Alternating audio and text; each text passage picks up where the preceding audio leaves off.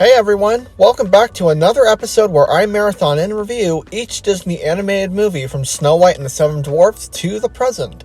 I sincerely appreciate all your patience. I mean, it's not like we left the series off in 2023!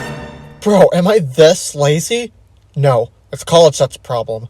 And honestly, while I mainly said that as a joke, let's be real. Laziness was the biggest reason on why this marathon kinda died.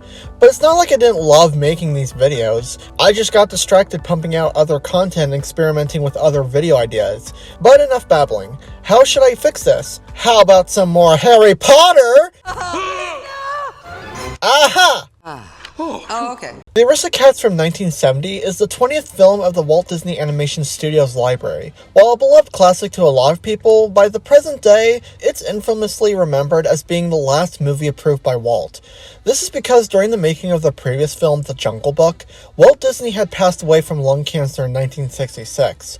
Now for the rest of eternity, whenever the Aristocats is brought into discussion, everyone goes into how this is the first of the studio's dark era, which I think is really unfair.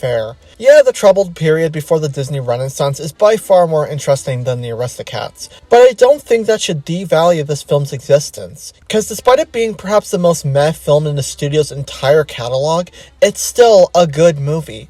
I've always liked it growing up, and there's a lot of positives I have. For starters, I really love the scratchy charcoal pencil art style. I seem to be the only person on the planet who likes it. I really like how Thomas O'Malley looks exactly like one of my cats, Nacho. Speaking of O'Malley, he's definitely my favorite character in this movie. This smooth-talking alley cat who turns from a promiscuous guy to a loving father. I like it when he compares Duchess's eyes to sapphires, just as a way to flirt with her, only to then realize later that they are like sapphires after they bond. It's not a subtle detail, but it does its job showing the audience how much the two have grown to love each other. He's kind of like a mix between Tramp and Baloo, and I think this combination really works well. Duchess and her kittens are really charming and adorable, and I think the casting for them was perfect. The way the kids banter reminds me of the Charlie Brown characters. I love the gag of the mouse chasing the cats and causing a man to throw away his wine. I found the two dogs likable, as well as the two geese. I don't know, I'm really trying, you guys. Edgar, the villain of the movie, and he's fine.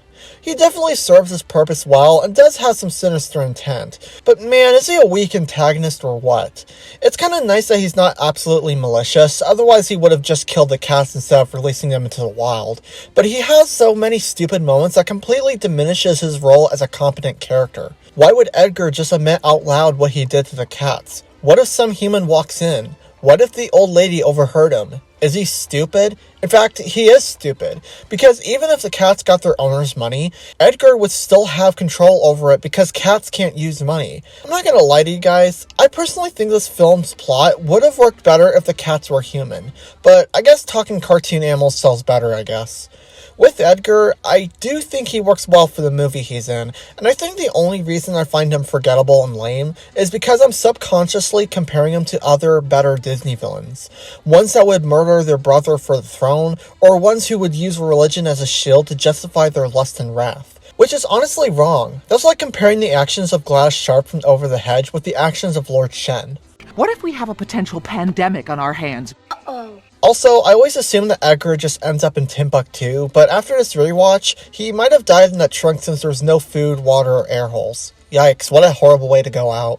Last thing that I wanted to mention is that I just kinda got bored with the middle chunk of the movie, which, to be more specific, is the cats beginning their journey to Paris while Edgar is having to get his stuff back from the dogs. While the characters they meet along the way are charming to an extent, the events surrounding them just feel random, and they hardly do anything outside of their respective scenes.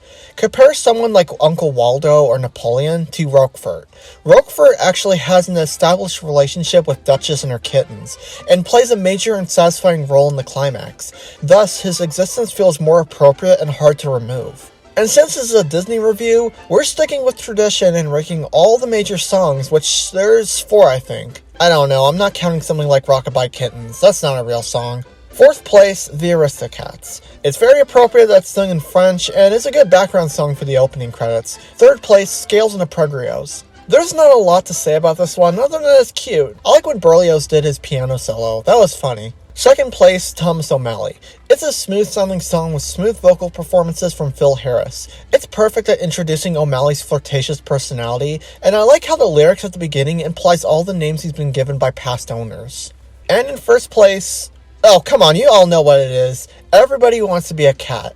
Aside from the part where it's racist, it's a fun, swinging number with fun colors, fun animation, and a fun jazzy beat. I really like Duchess's soft solo with the harp, and the beautiful delivery from Ava Gabor. Yeah, it's a no-brainer why this song is such a standout for many Disney fans, and it's the only Disney song to directly talk about turning someone on.